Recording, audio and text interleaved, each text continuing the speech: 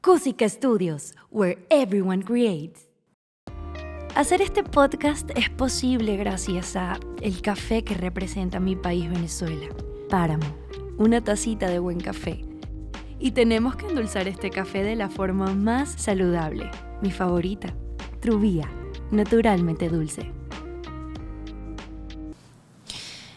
El amor propio, un concepto que para mí en este momento está sumamente desvirtuado. Al parecer se consume tan fácil y por eso en este capítulo vamos a desmitificarlo. Esto es el amor propio en un café con ideas. La plenitud y el amor que buscas afuera están dentro de ti. Quiero que juntos entendamos la belleza y la importancia de descubrir quiénes somos en este viaje. Este es un espacio para tener conversaciones que nos aclaren el camino, un lugar que nos responda todas nuestras preguntas. Hablemos desde la verdad para nutrirnos. Yo soy Natalia Moretti y esto es Un Café con Ideas.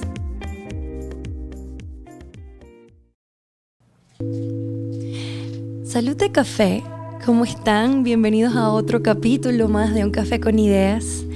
Hoy, para desmitificar un poco un término que está famosísimo en todas partes y la gente habla y hace con él lo que quieren, pero realmente ¿será tan fácil llegar a él? Hoy vamos a hablar del amor propio y para eso me traje una persona perfecta que nos puede dar la otra cara de la moneda.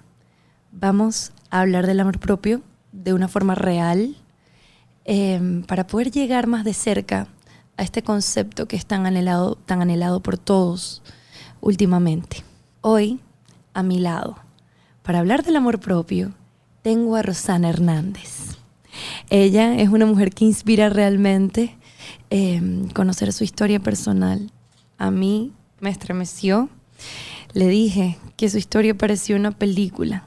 Es alguien que se ha ganado a pulso un espacio en ese mundo que ella creía y quería para ella. Rompió con historias familiares, fue pionera en muchos privilegios, viajó, vio el mundo que ella soñó de niña. Es una lectora empedernida y compulsiva. Ella llega aquí a Un Café con Ideas para hacer de este espacio su escenario. Para mí es un honor tenerte y creo que para la gente de este equipo es un honor tenerte acá y más para hablar de el amor propio. Rosana, ¿cómo estás? Hola Natalia, bueno, un gustazo compartir contigo este momento. Salud. Te de estaba café. escuchando, sí, salud. Te estaba escuchando y no podía creer lo que estaba escuchando. El síndrome del impostor. El síndrome de la impostora hablando por ahí. Bueno, primero es muy hermoso escuchar ese tipo de cosas por el camino que uno va transitando y construyendo y a veces no lo conoces. Tú no sabes las marcas, las huellitas que vas dejando por ahí. Así que es muy lindo y lo agradezco muchísimo la invitación y bueno, esa apreciación. Y en serio te agarra por sorpresa ese legado tan especial y bonito que has dejado en la gente que has tocado por ahí. En cierta manera sí, algunas de esas cosas las puedo reconocer. No ha sido fácil, no es algo que vi con facilidad, pero sí con el tiempo aprendí a reconocer ciertas fortalezas de mi transitar, de mi personalidad. Pero la verdad es que hay muchísimas otras que todavía ahora me cuestan ver en mí. Pero creo que eso tiene que ver con el mundo que vivimos, con la manera en que aprendemos a relacionarnos con los demás. Parece que nos enseñan a admirar al otro, a respetar al otro, a esperar la aprobación del otro, cuando debería empezarse siempre por el reconocimiento propio, por el cariño, el respeto, la admiración propia. Así que eso se va construyendo en la medida que vas avanzando en la vida como ser humano, ¿no? Por eso te digo que no es tan fácil. llegar a ese punto. Y ¿por qué no es tan fácil? Porque tampoco es algo que se construye y tú dices, ya lo conseguí, ya tengo amor propio y ya no me va a fallar. Sino que es algo que además tú vas revisando con el tiempo y es muy frágil, porque puedes haber conseguido una cierta dosis de amor propio o de confianza, de respeto por ti mismo, pero la verdad es que en la interacción con el otro, en algunos momentos eso puede... Se puede quebrar. Verse reducido, atentado. Entonces, es algo que se va ejerciendo, creo yo, que se va ejerciendo con el tiempo y en el que siempre debemos estar como un poquito atentos. Porque es fácil, es muy fácil. Es fácil perderse. Extraviarse. No vamos a usar así algo tan definitivo como perderse, pero sí extraviarse por momentos. Y bueno, se resquebraja esa idea, esa noción que tenemos de nosotros mismos. Y comienzan a aparecer fantasmas, sombras, cosas que creíste superadas. Que aún siguen ahí. Que están ahí. A veces el amor propio es irte de un lugar donde sabes que no eres apreciado. Wow. Romper con una relación que no te hace bien, eso es amor propio. Tal vez no es lo más fácil de hacer, pero significa quererte, apreciarte. Entonces sí, yo creo que no solamente, porque a veces podría confundirse el hecho de quererse a uno mismo con egoísmo, quizá. Pero yo no lo veo de esa manera. Tú sabes que a mí también me cuesta muchísimo verlo. Hay gente que dice, pero te sientes egoísta porque por quererte, exacto, por ponerte en primer lugar. Y yo ni siquiera se me pasa esa palabra, esa acción por la cabeza cuando hablo de amor propio. Sí, porque es diferente. Hay una tendencia ahora, hay una tendencia a coartar en una persona el que hable de sí misma, por ejemplo, porque si lo hace, entonces es una persona egocéntrica, narcisista. Pero yo creo que hay que tener mucho cuidado con los términos usados, porque yo creo que una persona narcisista, una persona egocéntrica, es la persona que no reconoce el valor de otro, que no piensa en el otro, que solamente le interesan sus propios asuntos, sí, que no haya un reconocimiento de la otredad. Pero el hecho de que reconozcas tus logros, de que hables desde tu experiencia, eso no significa que eres una persona egoísta o narcisista o egocéntrica. Entonces creo que también hay esta tendencia ahora de hablar de tantos temas que uno no maneja, en las que todo el mundo se convierte como un especialista de todo, que hace mucho daño, porque conozco mucha gente que tiene ese temor, tiene el temor de hablar de sí, tiene el temor de reconocerse, y eso trae como consecuencia también que en la medida en que nos alejamos, no nos reconocemos a nosotros mismos, también pasa que no nos responsabilizamos. Y yo creo que el amor propio tiene que ver mucho con responsabilidad. Es decir, si te conviertes en la protagonista de tu vida, tú tienes una responsabilidad, que enorme. Es la responsabilidad del protagonismo. Enorme. Es distinto al extra, ¿no? Que va un día a la pauta y hace su trabajo, cruza para allá y ya. El protagonista tiene que estar todos los días ahí, conocerse sus letras, saber su proyecto. Es su proyecto. Exacto, como lo estábamos hablando antes. Y bueno, desarrollar un personaje, establecer las relaciones con los otros personajes, es un montón de cosas, ¿no? que abarca ese protagonismo y que tú tienes que atender. Entonces hay algo de responsabilidad que en la medida en que no nos reconocemos también estamos dejando de lado. ¿Y qué pasa? Que entonces nos convertimos en una persona que está viendo la responsabilidad siempre en el afuera. Es que la culpa la tienen mis padres, la tuvo el colegio, la tuvo el profesor, la tuvo mi novio, la tuvo mi ex, la tuvo mi amigo, la tiene la sociedad, la tiene cualquier elemento que esté fuera de mí. ¿En algún momento de tu vida fuiste ese personaje secundario en tu vida? Pero muchas veces, muchas veces lo he sido, sí, claro. Todos, que ¿verdad? Sí.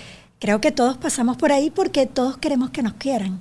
Y entonces vamos conduciéndonos por la vida buscando la aprobación y el cariño del otro. ¿Y cómo tú, una mujer que para mí tiene tanto talento, que desde pequeña eras como una buscadora de respuestas y leías y bailabas y eras tan tú, porque cuando tú describías esa parte en tu historia de a mí yo sabía que me encantaba leer y sabía que me encantaba bailar y de hecho lo practicabas, como una persona tan clara de eso puede llegar a eso, a ponerse en un segundo lugar en su vida.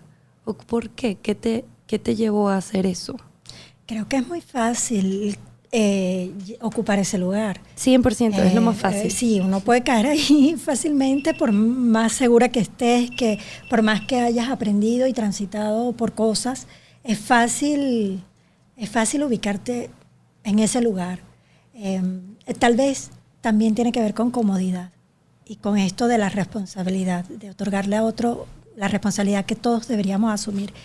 Bueno, desde niña, con todo lo que les contaba, creo que la vida también te pone como en un contexto, digamos, en una trama en la que tú naces en el seno de una familia en la que tú no has, incidido mucho tampoco, ¿no? En mi caso, bueno, soy hija de unos padres adolescentes. Mi mamá tenía 15 años cuando me tuvo. Wow. Y esa inexperiencia de ambos desembocó en un divorcio también muy pronto. Y el tiempo que además se mantuvieron juntos fue un periodo muy difícil. Fue un matrimonio violento, muy ¿Te recuerdas de todo? Absolutamente, porque fui la niña mayor.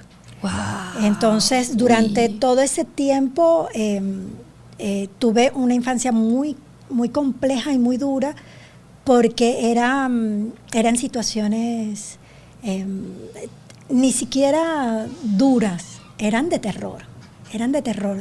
Eso me costó reconocerlo también a medida que crecía. Ahora puedo decir, eran situaciones de pánico y eran constantes. No era una vez más que otra, sino que era la constante. Fue una relación que se fue estableciendo de esa manera. Era la manera de relacionarse. Ese era mi contexto familiar. Pero a la vez tuve estos espacios donde pude contrastar quizás y poder ver otras opciones de vida. Y muy niña, siendo muy, muy pequeñita, comencé a ver lo que me parecía bueno, lo que quería y de dónde me quería alejar, de las cosas de las que me quería distanciar. ¿Qué era? Si me puedes decir. El arte, por un lado el ballet y por un lado los libros. Entonces fue una niña que se refugió en los libros y en el ballet. Era como dos espacios que me conectaron con otra manera de ver la vida, ¿no? Con la sensibilidad. Y creo que la lectura también me enseñó a leer, a desarrollar una mirada de la vida muy precoz, a entenderla natural, a un poquito, bueno, no entenderla, pero sí a saber que hay razones por las que las personas pueden actuar de una determinada manera. Entonces, sin estar muy consciente de eso, entendía que sí, que habían motivos por las que una persona podía tener un determinado comportamiento. Entonces comencé a tratar de adelantarme. Recuerdo que muy niñita me adelantaba las cosas y podía leer, pasó esto, entonces mi papá haría esto. Wow. O, ¿sabes? Era como una cosa... Como una forma de empatía, pero al mismo tiempo entendías la situación, la hacías tuya y le sacabas una respuesta. Sí, era como, porque lo veía, ahora que lo estoy conversando aquí, me doy cuenta que lo veía como una historia, como cuando lees una obra de teatro o lees un libreto, que entiendes las relaciones, esto pasa por esto. Pero ¿no te pasó luego que si repetías ese patrón en algún momento de tu vida, ese patrón que llevabas con tu papá, de si hacía 1 más 2 va a dar 3, ese mismo patrón no lo empezaste a repetir con otras personas? Ahora no lo reconozco así en otros casos, lo veo claramente ahí, pero creo que tiene que ver con que me veía obligada, era una forma de sobrevivencia, Okay. ¿no? Ya luego, aunque siempre tendí entonces a ser muy reflexiva, como si esta situación está pasando, ¿qué hice yo para esto o qué hizo el otro para esto? Quizá sí, siempre como que he tendido a eso, está ocurriendo esta situación, debe ser por esto o por lo otro, pero creo que con los años también entendí que este proceso, bueno, es muy especulativo, porque yo puedo estar pensando lo que está otro supuestamente pensando, disculpa la redundancia, pero me puedo equivocar. Claro, por eso te pregunto, ¿no te pasaba? Porque a mí me ha pasado muchas veces que estoy en una situación, porque también me adelanto a los acontecimientos. Sí, claro. Yo creo que hay mucha gente que debe estar, que les debe pasar lo mismo. Pero estoy en una situación y digo, claro, acaba de pasar esto, seguramente va a pasar lo mismo que me pasó con menganito o fulanito, pero no nos damos cuenta que todas las personas que están a nuestro alrededor son un mundo y que las ecuaciones con cada persona son distintas. Entonces a mí también me pasaba muchísimo predispuesta totalmente a algo que al final no terminaba pasando. Sí, incluso con uno mismo. Uno cree que va a actuar de determinada manera o que va a responder de determinada manera y termina sorprendiéndote. Sobre eso también reconozco que creo que el haber tenido esa experiencia me hacía suponer que si yo venía de ahí, yo seguramente iba a caer en eso o que iba a ser así. Como ese núcleo. Sí, como que bueno, sí, 1 más 1 son 2. Mamá, papá, hijo, esta es la consecuencia, ¿no? Voy a ser igualita. Igual. Y no solamente que quizás lo pensé, sino que lo escuchaba. A raíz de toda esta situación, mi mamá tuvo que irse porque no solamente su salud psicológica, sino física, incluso su vida estaba en peligro. Wow. Y ella se fue después de un proceso psicológico terrible, donde estuvo internada, un proceso muy difícil, y se fue cuando yo tenía 9 años para regresar a buscarnos, porque luego de mí hay 2 hermanos, eso nunca pasó. Wow, Rosana. Y después de esta historia, yo escuché varias veces, en algunos momentos que como niña cometí un error, escuché cosas como, es igualita a su mamá, va a ser igualita a su mamá. ¿Y a ti te daba miedo? Terror, porque yo decía, no, yo no voy a ser igualita a mi mamá. Ay, Rosana, me vas a dar ganas duro. de llorar. Es muy duro, pero ahora no lo hagas. Horrible. Porque si no, yo también me voy a llorar. Porque es muy heavy. ¿Cómo, es duro.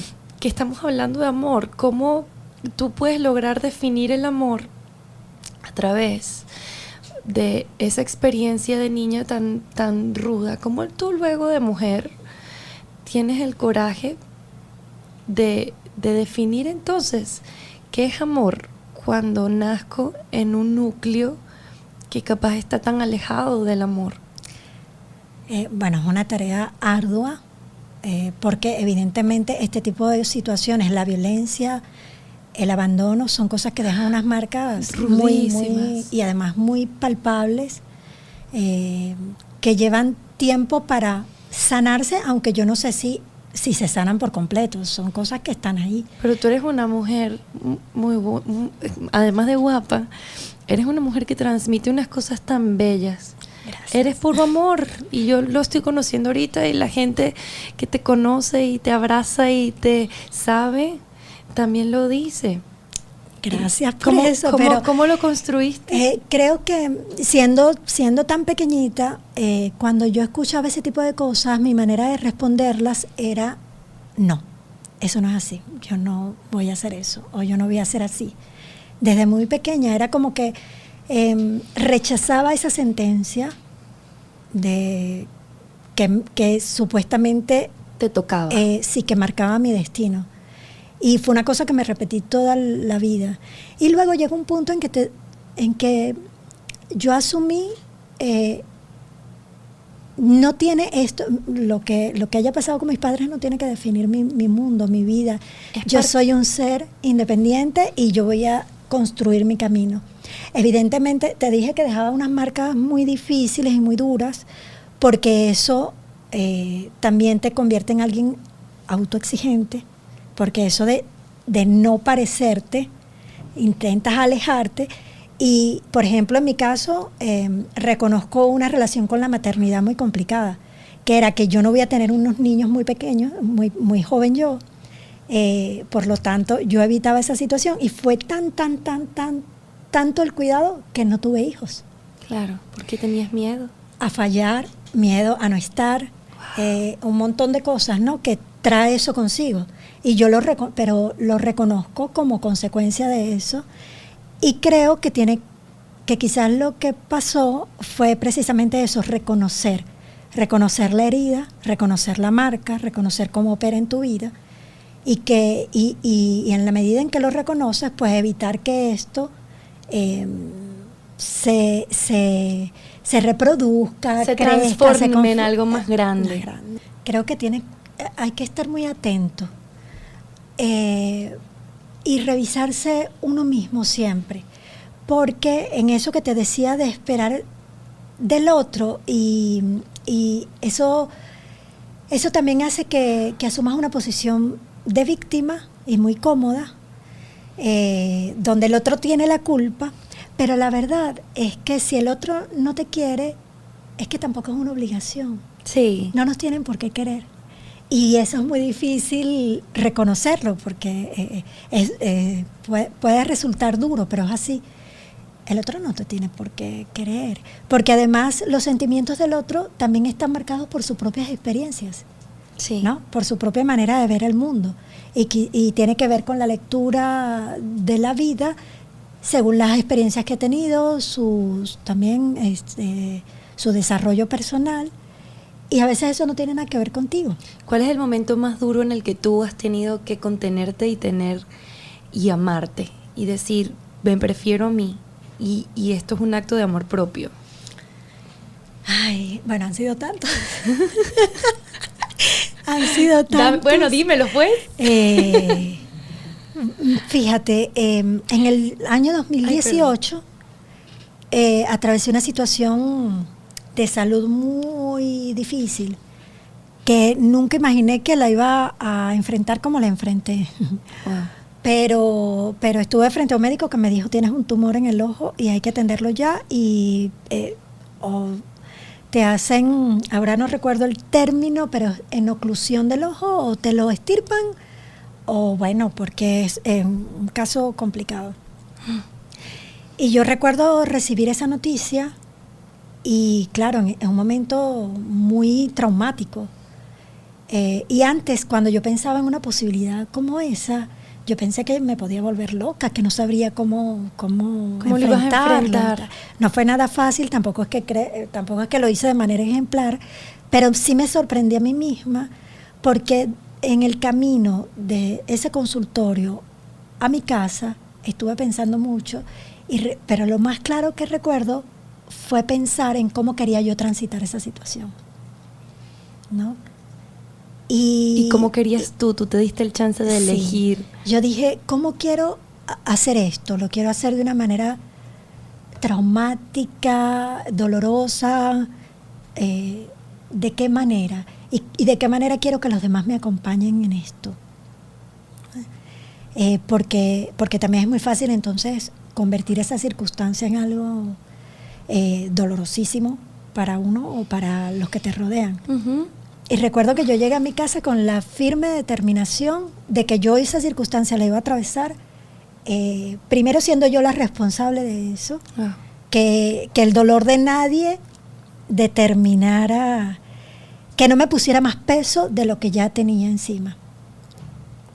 Y que lo quería hacer, es decir, que yo iba a hacer lo que me tocara hacer, es decir, los tratamientos que tuviera que hacer, hasta donde yo lo decidiera y de la forma, de una manera digna, creo.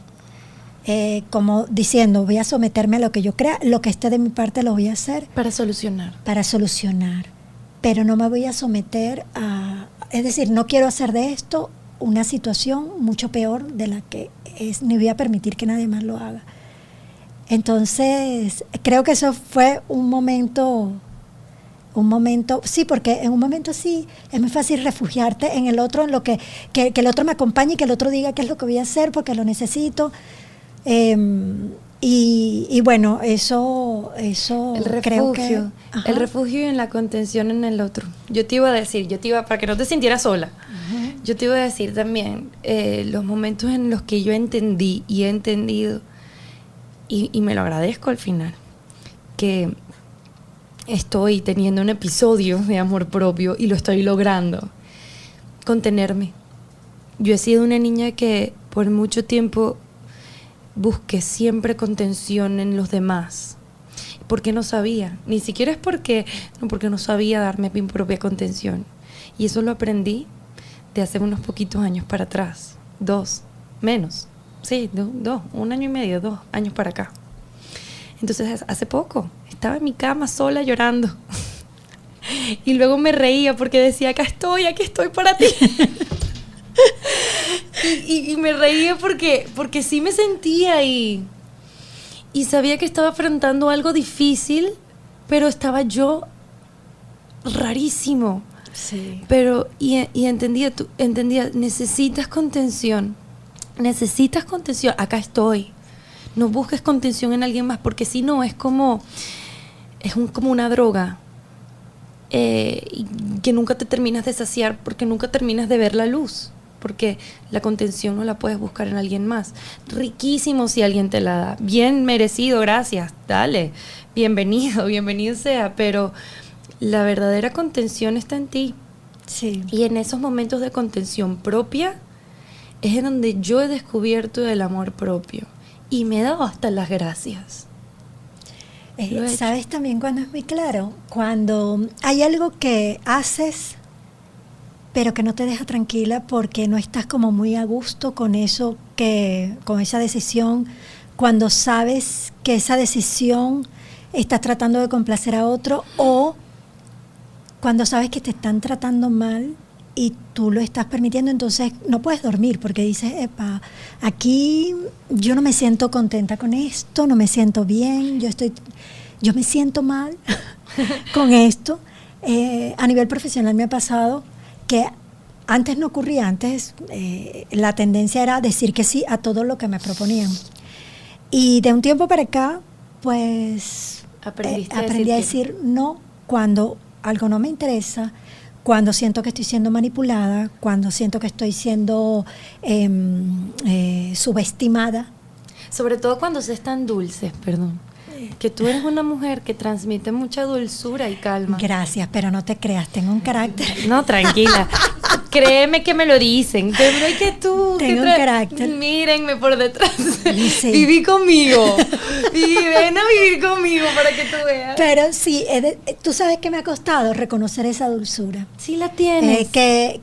Pero ahora... no solamente la reconozco, sino que sé que la tengo y bastante. Y que puedes tener tu carácter y eso no tiene nada que ver. Absolutamente, lo sé.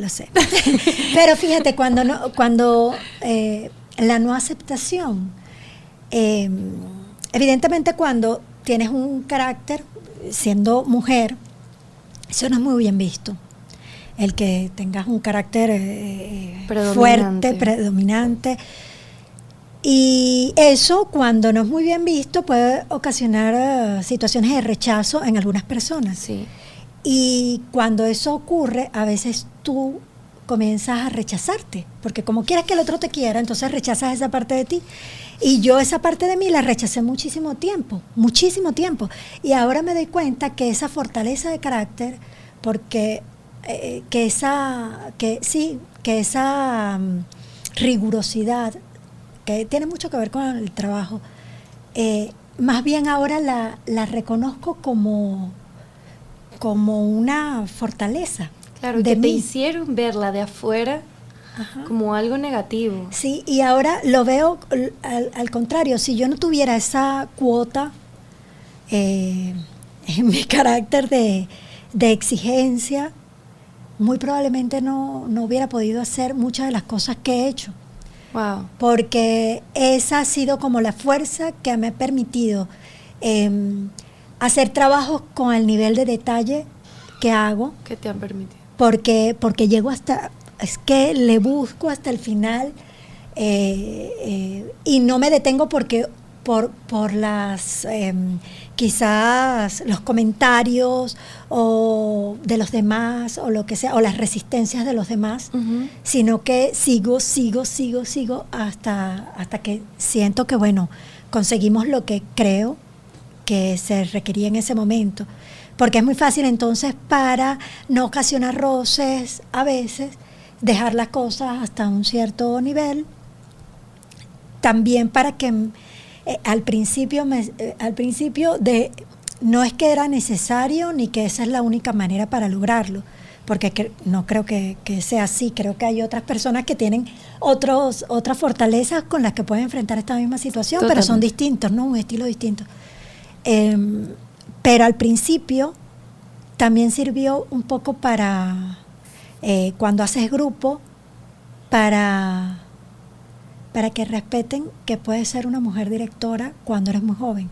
Porque, por ejemplo, cuando me tocaba trabajar con gente que había trabajado conmigo como compañeros al mismo nivel, o no lo entendían. No, o porque además había como estamos a la misma altura, ¿por qué tú me vas a decir a mí lo que yo tengo que hacer? Pero evidentemente cuando eres director o directora tienes que decir qué hacer en un determinado grupo. Porque tengo el título para. Tengo el título para decírtelo. Sí, creo que en ese momento quizás no se respetaban los roles de cada cual en un proceso, ¿no? Entonces, como también es verdad que a veces yo no veía ciertas situaciones por esta misma dinámica y a lo mejor o me extralimitaba en la exigencia o sí, y se convertía entonces en una situación complicada bajo mi responsabilidad y por mi responsabilidad, ¿no? Pero bueno, lo positivo de todo esto es que ahora lo veo como algo... Pero lo tomaste, o sea, a ver, a lo que yo llego y defino todo esto como tu proceso y tu proceso de amor propio dentro de tu proceso de vida, es que aceptaste lo que en algún momento te dijeron que no era bueno, por lo menos en este caso de tu carácter. Te respetaste porque respetaste la decisión que tomaste de enfrentar la situación y todo lo que pesaba y tenías atrás de tu vida. Entonces para mí el amor propio es eso: aceptación, respeto, valentía para poder continuar todos los días, hacer el mismo ejercicio de revisarme y de danzar con mi sombra. De hecho, ese es el título de un libro que me quiero empezar a leer, que es Danzando con mi sombra. Porque, de hecho, también Jesslyn nos hablaba del bailar y de danzar, que la vida es así, es como una danza. Y para mí el amor propio tiene mucho que ver con tu oscuridad, porque lo bueno es fácil. Bueno, aunque con el síndrome del impostor es difícil de reconocer, pero lo bueno se puede trabajar de manera más fácil. Lo que hay que aceptar, lo que hay que trabajar es esa sombra y esas heridas que tenemos todos, pero en el momento en el que tenemos el valor y la valentía de afrontarlo, es una acción de amor propio para ti, porque es como vamos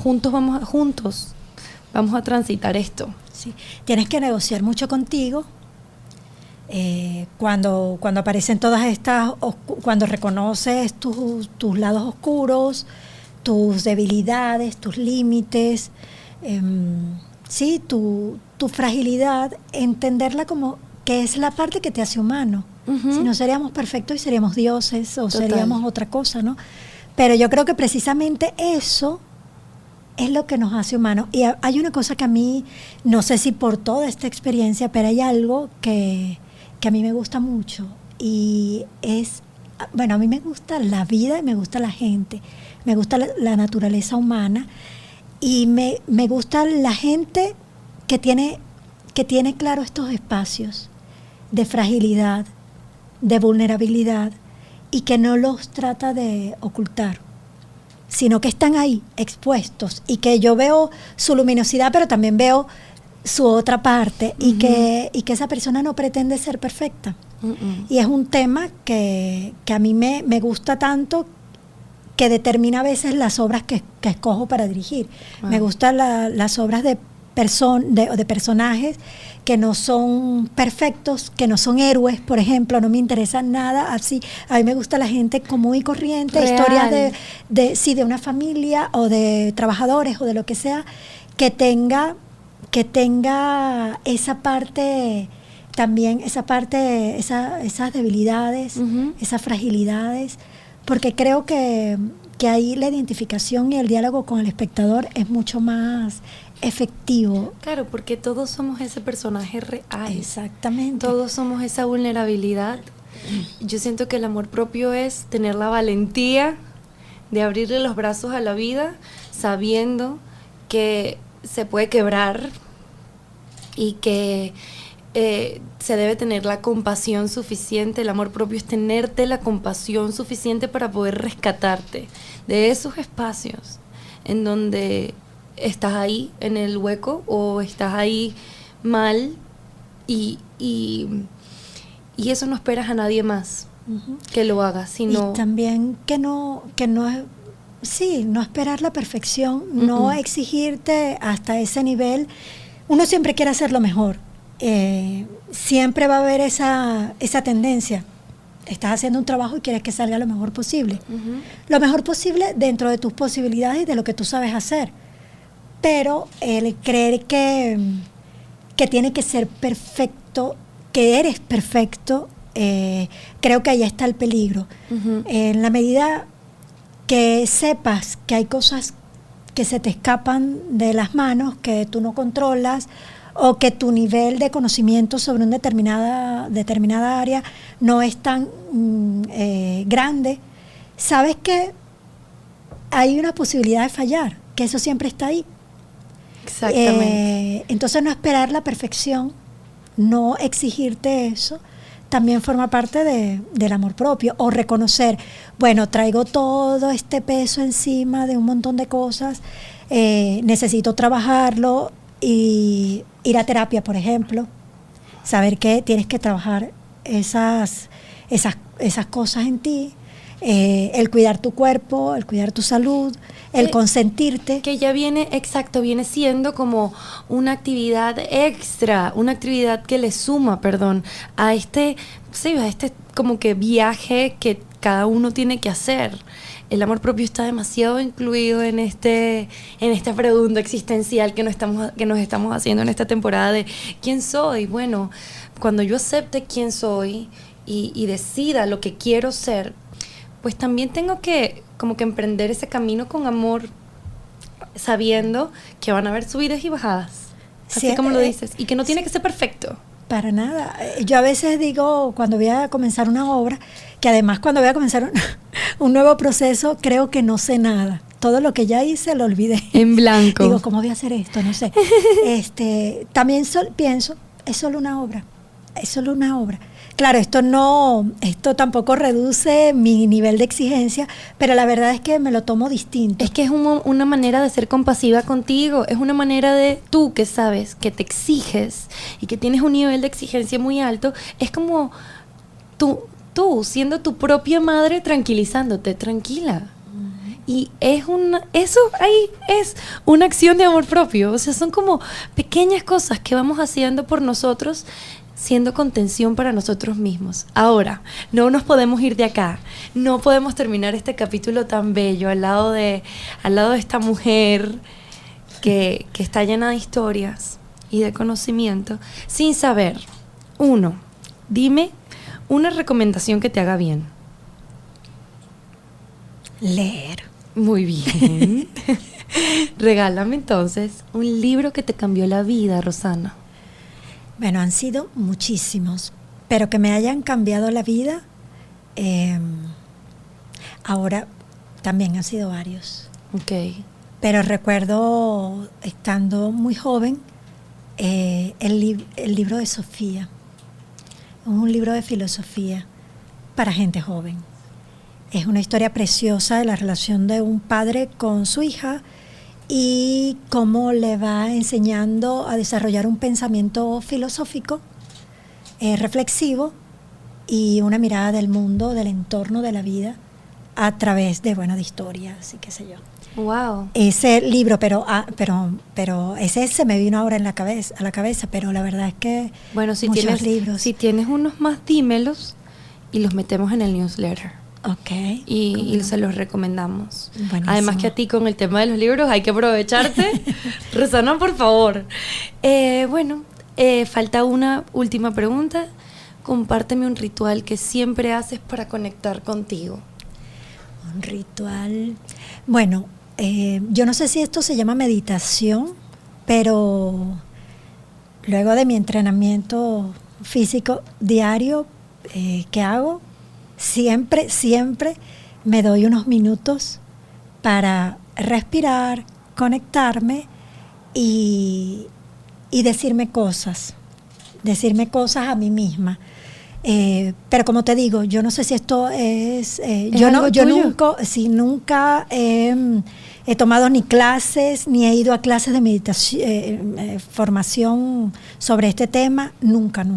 Es tuyo. Sencillamente, creo que tuvo mucho que ver el entrenamiento del ballet, que siempre al final hay ese momento de relajación, y creo que mi cuerpo aprendió que después del entrenamiento viene este momento, y ese momento entonces lo aprovecho para conversar conmigo. Eso, como conversar conmigo. Es un momento sobre para mis cosas. Sí, y también aprendí a hacer varias cosas que no hacía. Cuando llevaba a los personajes secundarios en mi vida, me emocionaba muchísimo con el cumpleaños de los demás.